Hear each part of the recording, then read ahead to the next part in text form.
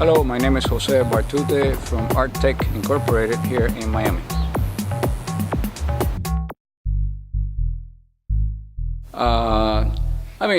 The word support, I think, it's not a matter where I support it or not. I think it was a very good idea to help the economy get back on their feet, and at least they save a lot of jobs for a lot of people that worked in dealerships and mechanics and repair cars, etc., and their families. So yes, I should say I support the bailout. It was for the good of everybody. What's your favorite American car today? My favorite American car today? Not so much a brand new car. One of the cars that I like, once in a while I bump into one, and yesterday or the day before I was driving, and a gentleman was driving next to me. It was I think it's a G6 Pontiac. It's like a GTO.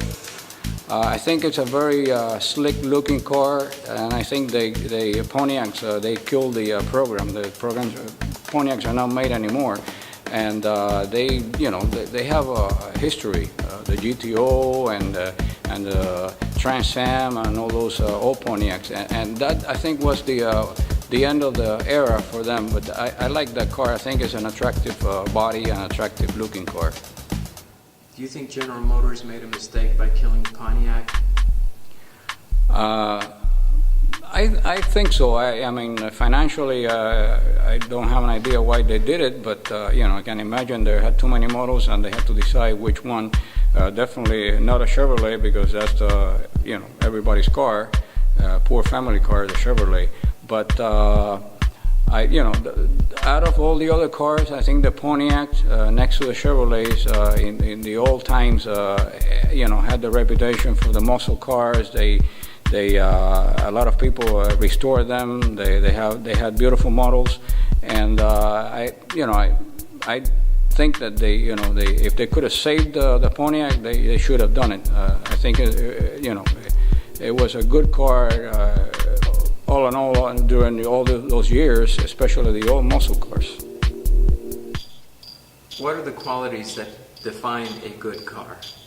I think the qualities that define a good car, it's number one, as soon as you get inside the car, the ergonomics. You have to feel comfortable with your arms, your legs, your seat. Then after that is how the car performs, the braking, the acceleration, the turning.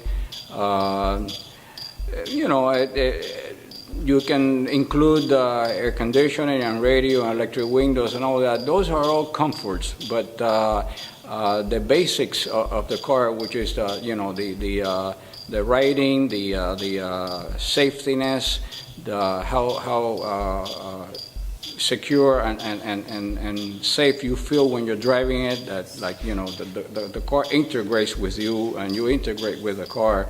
As soon as you put your hand on the wheel, you feel like you are part of the car and the car is part of you, and that's to me the most important part of how to judge the car as a good car or not so good car. Do you think cars are getting too complicated? Most definitely. I think that cars are just simply more complicated because the manufacturers make it complicated, and ultimately is to their benefit, because the more gadgets you have, the more systems you have from point A to point B, the more parts they're going to sell, and that's part of the game, of the business. But yes, it's just too much electronics, especially for the mechanics that have to be pretty much studying constantly like a doctor to keep up with the technology. In one hand, it's good because you have all these electronic systems that control the pollution and the acceleration of the car and any malfunctioning of the car. If, for instance, if you have the onboard system, if the car breaks down, it's automatically via satellite communicated to even the dealer. My father-in-law has a Cadillac that you know does everything by itself. He just basically has to hang on to the wheel. But you know, on the other hand, you know, I come from the old era of building antique cars and playing around with simple cars, a carburetor, stick shift car that is never going to break on you.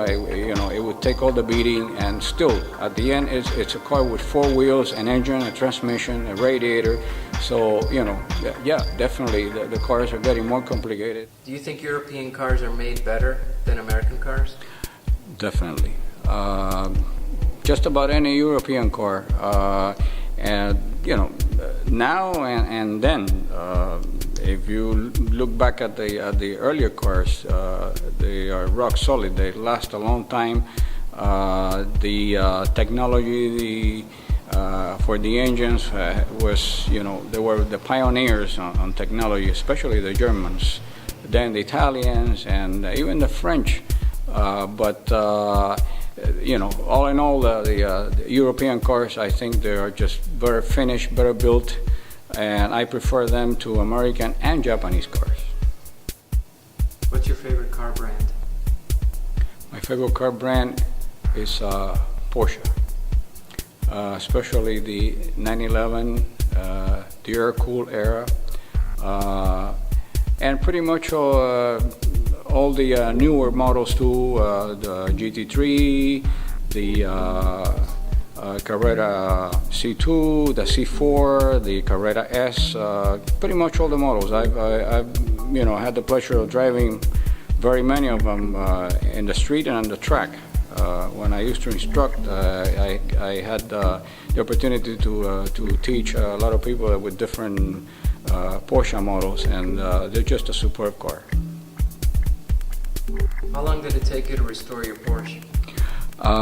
It took me approximately about maybe 8 years, but you know, it was a slow project. I had other things going on, other cars, other projects, and you know, daily life. So you know, it took me about 7-8 years at least by the time I finished all the little details and the decals and putting all doing all the minor touches, final touches. But you know, the main bulk of the work was about I would say about 3 years. Do you support a gas tax hike? No. Nobody supports any more hikes of anything. The economy cannot take any more increases in anything. I think that, you know, more economical cars and ergonomical cars that consume less fuel the companies have to start making them. So, you know, instead of 24 miles per gallon, it's like 52 miles per gallon, or 32 or 35 miles per gallon. I don't support any more increasing taxes, any taxes. You ever buy an EV? That means an electrical car. I would buy a golf cart. Those are electric cars. To have fun around the block or drive in the golf course. But no, I don't think I would buy an electric car. And you know, I think that it's going to be quite a long time before those cars are perfected. And you know, and besides, I heard they cost a lot of money. So you know, to me, I like the sound of the engine more than the sound of the radio. So. Have you driven a car overseas? Yes, I have. Not over the sea, but overseas, yes.